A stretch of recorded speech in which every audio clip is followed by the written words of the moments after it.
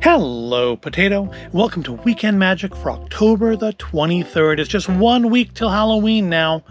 So we're going to look at some Halloween stuff today. Now, I'm afraid I may be kind of just blowing all my Halloween stuff right now.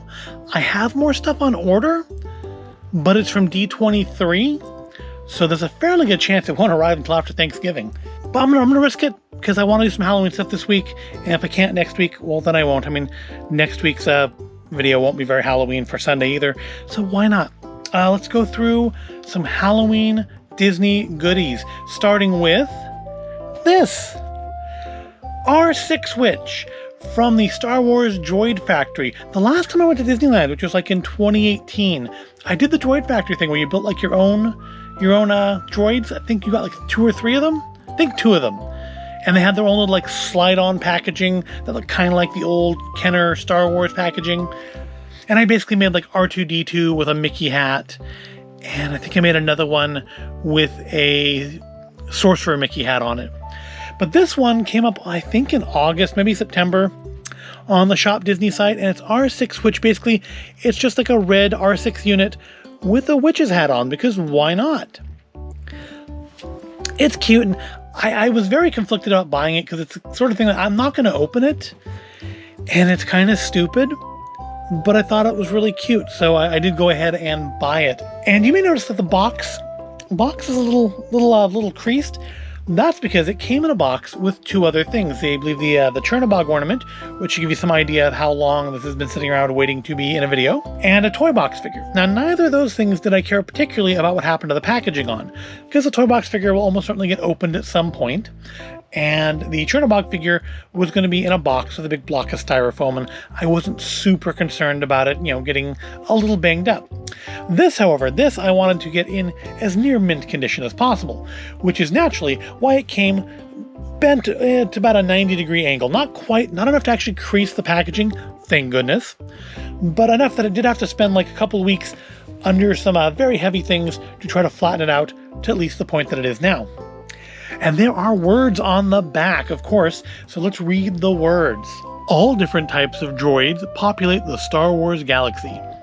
Each is different and has their own unique personality and colors. This droid is from the mysterious world of Dathomir and is known to aid a coven of witches in their gifts of wielding dark magic. Join R6 Witch on her adventures throughout the galaxy. May the Force be with you and your droids. And lots of things identifying all the little bits on her, but we're not going to go through that because it's a droid. It is very cute. I'm going to say it doesn't look, and this is kind of the thing with all the Droid Factory droids, it doesn't look quite as good a quality as like your classic, well, let me grab one. I actually have one I can grab, but let me grab one. Here's an old R2-D2. And see, it's quite old. It's, you've got the KB Toys tag still up on it. And it's like the old spelling of KB2. I guess this is from, 2000? Is it that old? I don't think it's that old. I think maybe 2003. This is one tag that we printed up ourselves. That probably isn't accurate. It's probably from 2003. Or that might actually be part of the SKU. No, it's not part of the SKU. What's the year on this? 97. Maybe it is from 2000. Okay. But I don't feel like the quality of the Droid Factory droids is quite the same as the quality of the Kenner stuff. I don't know, maybe it looks the same. Maybe it's the chrome. The fact that it says chrome on it that makes me think it looks like a little bit nicer. I wonder if I was going to open R6 Witch, if she would come apart like the other Droid Factory droids do when you buy them in the park. I'll never find out though, because I'm not going to open her up and take her apart. So that's going to be it for like the big things. Everything else we're going to have to just kind of zoom in down to the small view. Welcome, foolish mortals, to the small part of the video.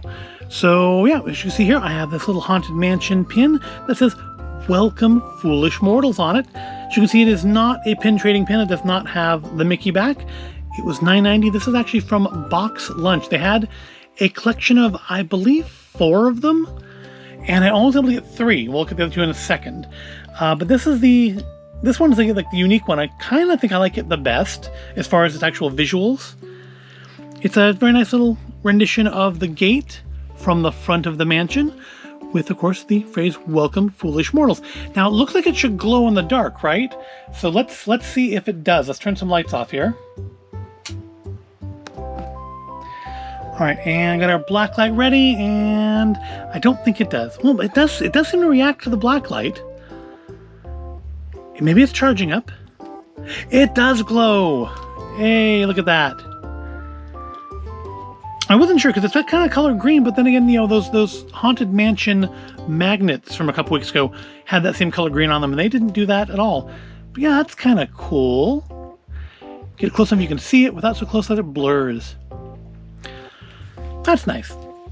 I like it. So, like I said, it's only one of, I believe there were 4 in the set. I wasn't able to get all 4. Let's get some lights back on in here. But I got 2 more of them. Look at them now. Is it your imagination, or is this pin really stretching? Yes, it is. It's a slider pin of Sarah Sally Slater. And there's also a slider pin of Constance Hatchway. And, the art style, I like this. I think I like the Sarah Sally Slater one better than the Constance. I think the art style looks nicer on her. I don't know, something about the face on her just doesn't work as well for me. And there's supposed to be a 3rd one of these stretching room portraits. Why not a 4th one and do all 4 portraits? I don't know. And I don't remember if the 3rd one is supposed to be Nitrikov or the Quicksand guys. But they're very nice little pins. What originally all I was able to get was Constance and this one, and I kept checking back, and I did eventually catch them having Sarah Sally Slater in stock. I am still hopeful that maybe eventually I'll get in there and they'll have the 4th one so I can complete the set. If I don't, it's not the end of the world. I think these ones are a little more expensive though. These ones are $14.90. I mean, there is a lot more to them. They're chunky. They're pretty heavy, and you really couldn't. I guess they slide up because the way you'd wear them, if you wore them and the top, well, first of all, they wouldn't close up properly, would they? But second, they would always just slide open, hanging off of your bag or your lanyard or whatever. It's a very cool use of the slider pin, I think. I don't think I have a lot of slider pins.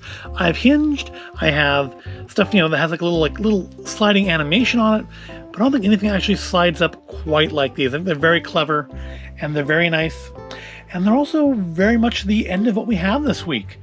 So let's switch back to the upright view and talk about what got me through this week. So these do actually lock into place pretty nicely. They stay up. I mean, it doesn't necessarily want to stay up straight, but it doesn't slide back shut. I think they look quite nice. Anyways, what got me through this week? The bit of the episode that nobody really ever cares about. And the answer this week is this. Yep, it's a manga again. We had a manga, a couple weeks ago? When I was finishing Monster, which I finished it. It was good. Some complaints about the end, but that's not what this is about. This is about the good things. And the good thing is volume 15 of Yatspato, or Yatspa, or if you just don't want to worry about mispronouncing it, Yatspa, although I'm probably mispronouncing Yatspa too. Yatspa is a manga series by Kiyohiko Azuma, who is also the creator of the very wonderful, if unfortunately kind of short, Azumanga Daioh series, which also has a very nice anime to go along with it, which I think is on Blu-ray now, so you should go check that out. But Yatspa or Yatspato is about this young little girl here named Yatsuba.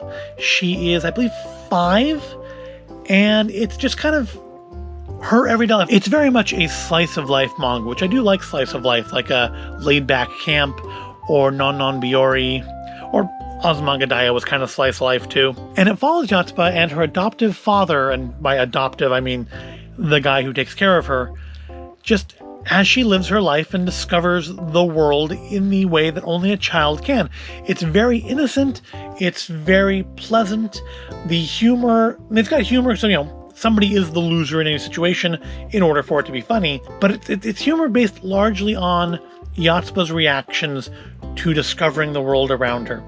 It's kind of a little bit of a weird series in that Yatsuba is not her father's daughter. Yatsuba is not adopted.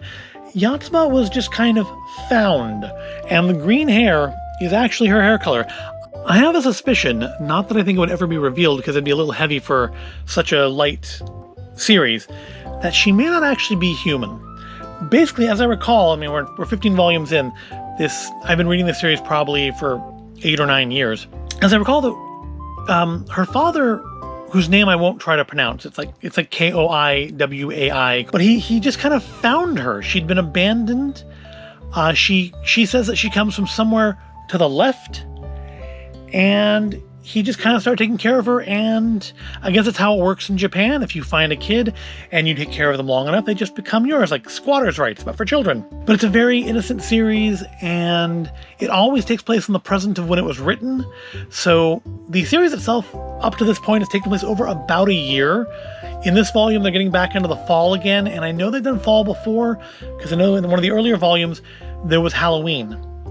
So they've gone over a year of her life in this, and it's always in the present. So technology takes leaps and bounds between volumes. For example, in this volume, they use FaceTime on a smartphone. And I'm pretty sure if you go back to the earlier volumes, he has a flip phone still. Because the series goes back to, I think, 2003 in Japan. I have no idea when it was first published here, but I think in Japan, it originally was released in 2003. It's been going for a long time. She's been 5 for a long time. It's the longest year ever. But it's very cute. It's very happy. I encourage you to go read it if you just need a little bit of joy in your life.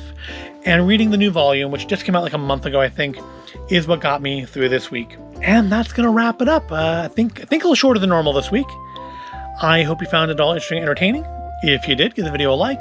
Make sure you subscribe to the channel. And if I do ever get a hold of that last pin, that'll be in a future video. Thank you for watching, and I will see you in the next video.